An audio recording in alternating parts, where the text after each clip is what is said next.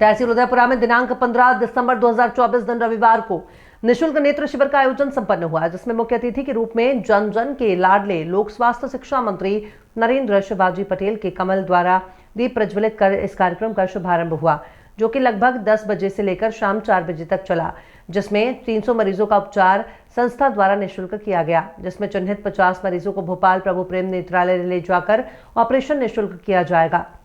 यहाँ पर विशेष सहयोग में क्षेत्रीय पत्रकार संगठन के नेतृत्व में किया गया। क्षेत्रीय पत्रकार संगठन के अध्यक्ष हमारे मार्गदर्शक गोविंद सिंह रघुवंशी जी के मार्गदर्शन में यह कार्यक्रम संपन्न हुआ, जिसमें क्षेत्रीय पत्रकार साथियों का विशेष सहयोग मिला, जिसका आंखों देखा हाल दबंग इंडिया 24 न्यूज आपकी आवाज से तहसील संवाददाता मनोज शर्मा की खास सर, मोहन यादव का 1 साल पूरा हुआ, इस पर आप क्या कहेंगे सर? कौन कौन सी उपलब्धियां हैं? देखिए, डॉक्टर मोहन यादव जी के नेतृत्व में मध्य प्रदेश में जो भारतीय जनता पार्टी की सरकार काम कर रही है, उनके नेतृत्व में पिछले 1 वर्ष में सबसे बड़ी उपलब्धि ये है कि हमारी विगत जो भारतीय जनता पार्टी की सरकार रही है, उनकी जितनी भी योजनाएं थी वो निरंतर जारी हैं। ये सबसे बड़ी बात है।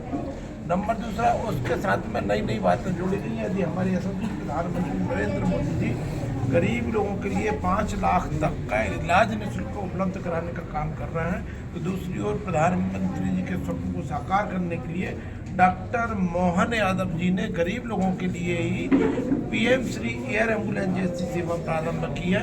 और आपके सामने से कई उदाहरण आ गए हैं कि मजदूरों को, बढ़ई को, किसी गरीब व्यापारी को, जिन लोगों को हम लेके आए हैं और उनको तत्काल यदि स्वास्थ्य सेवा मिली है तो उनके जीवन रक्षा करने का काम हुआ है। तो निश्चित रूप से जो हमारे मध्य प्रदेश के नागरिक हैं, उनके लिए स्वास्थ्य सेवा में भारी वृद्धि हुई है।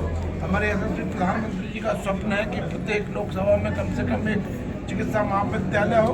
तो हमारे डबल इंजन की सरकार एक कदम आगे जाकर प्रत्येक जिले में कम से कम एक मेडिकल कॉलेज हो, इसकी तैयारी कर रही है। मध्य प्रदेश के अंदर अभी 30 मेडिकल कॉलेज काम कर रहे हैं, 17 सरकारी क्षेत्र में, 13 प्राइवेट क्षेत्र में और 12 और अभी हमने पीपीपी मोड पर ला रहे हैं। निश्चित रूप से आने वाले समय में मध्य प्रदेश में 50 से अधिक चिकित्सा महाविद्यालय होंगे।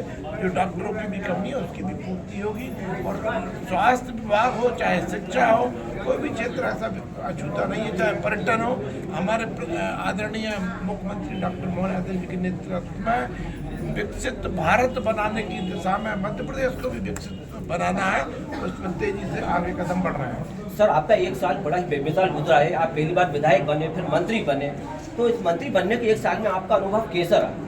देखिए, निश्चित रूप से भारतीय जनता पार्टी के संगठन के कार्यकर्ता होने के नाते मेरे को दीर्घ अनुभव संगठन के कार्यकर्ता के रूप में रहा है। जो कार्यकर्ता के भाव से संगठन का काम किया है, वही भाव लेकर से हम जनप्रतिनिधि बने हैं, सरकार के घटक बने हैं। तो उसी भाव से जब हम काम कर रहे हैं, 1 साल में मैं अनुभव करता हूं कि भारतीय जनता पार्टी जिस ध्येय को लेकर चल रही है, शुचिता की राजनीति को स्थापित करने की दिशा में चल रही है, निश्चित रूप से उस दिशा में मुझे भी काम करने का, मुझे भी अपना छोटा मोटा योगदान देने का सुअवसर मिला है। तो मैं समझता हूँ कि पार्टी ने जो मुझे इतनी बड़ी जिम्मेदारी दी, उसके लिए पार्टी का तो ऋण मैं कभी उतार नहीं सकता। जनता जनार्दन का ऋण उतारने के लिए दिन रात मेहनत कर रहा हूँ, यही अनुभव है। सर, स्वास्थ्य विभाग में इस समय लगभग 3000 डॉक्टरों की भर्ती होना, उस पर क्या है सर? बिल्कुल, लगातार हमारे यहाँ स्वास्थ्य विभाग में डॉक्टरों की भर्ती का काम चल रहा है। पीएससी के माध्यम से लगभग 1000 पदों की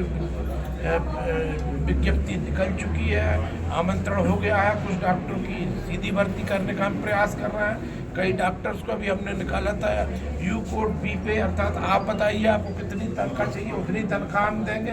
इस तरह की अभिनव प्रयोग करके भी हम मध्य प्रदेश में डॉक्टरों की कमी पूरी करने का प्रयास कर रहे हैं। और चूँकि अभी हमारी पूर्ववर्ती सरकारें थी, उन्होंने चिंता नहीं की कि जिस गति से जनसंख्या बढ़ रही है उस गति से डॉक्टरों की भी आवश्यकता पड़ेगी, तो उन्होंने ऐसी शिक्षा नीति बनाई नहीं, मेडिकल कॉलेज खोले नहीं, इसलिए डॉक्टरों की कमी पड़ी है। लेकिन मैं दूरदर्शी प्रधानमंत्री नरेंद्र मोदी जी का हृदय की गहराई से आभार व्यक्त करता हूं कि उन्होंने इस बात को समझा और जितने 65 साल में मेडिकल कॉलेज खुले थे, उतने ही मेडिकल कॉलेज नरेंद्र मोदी जी ने अपने 10 वर्ष के कार्यकाल में खोल दिए। मेडिकल कॉलेजों की संख्या लगभग दुगनी हो गई है।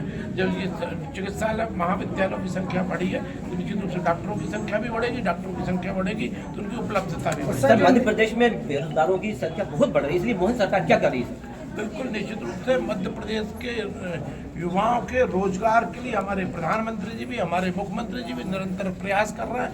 यदि स्वरोजगार माननीय प्रधानमंत्री जी ने स्वनिधि के नाम से जो एक योजना प्रारंभ की है, रेहड़ी पटरी हाथ ठेले पर काम करने वाले व्यवसायियों को 10,000 रुपये से लेकर 50,000 रुपये तक का ऋण देने का काम किया है। तो जो बच्चे यदि कोई बड़ा उद्योग लगाने चाहते हैं उनको 10 लाख से लेकर 10 करोड़ तक के ऋण सरकारी गारंटी के आधार पर मिल रहे हैं। और बड़े उद्योगपति चाहते हैं तो उनके लिए उतना भी यहाँ पर सुविधाएं दी जा रही हैं। मध्य प्रदेश के अंदर 6 रीजनल इंडस्ट्री कॉन्क्लेव संपन्न हो गए हैं। माननीय मुख्यमंत्री जी विदेश यात्रा करके भी आए, यूके गए, जर्मनी गए और वहाँ से भी 78,000 करोड़ के प्रस्ताव पास हुए।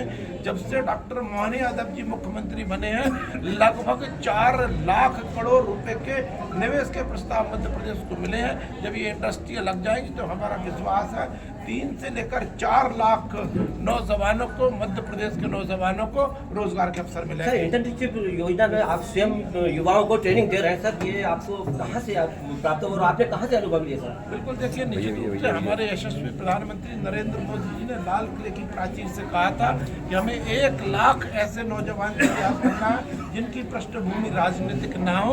उन्हीं से प्रेरणा लेकर हमने भी तय किया कि हमारे क्षेत्र के ऐसे युवा जिनकी पृष्ठभूमि राजनीतिक नहीं है और वो राजनीति में रुचि रखते हैं तो उनको हमने अपने से जोड़ने के लिए इंटर्नशिप योजना चालू। सर, नेत्र शिविर जो आजकल आयोजन चल रहा है सर, इसको बढ़ावा देने के लिए आप कौन से कदम उठाएंगे? बिल्कुल देखिए, निश्चित रूप से मैं क्षेत्रीय पत्रकार संगठन उदयपुरा देवरी के समस्त पदाधिकारी, समस्त सदस्यों का अभिनंदन करता हूं और प्रभु प्रेम नेत्रालय जनरल हॉस्पिटल ने इसमें सहयोग किया, उनका भी अभिनंदन करता हूं। और आप लोगों ने मिलके उदयपुरा विधानसभा के नागरिकों की जो चिंता की है उसके लिए दोनों ही संस्थानों का मैं हृदय की गहराई से आभार व्यक्त करता हूँ।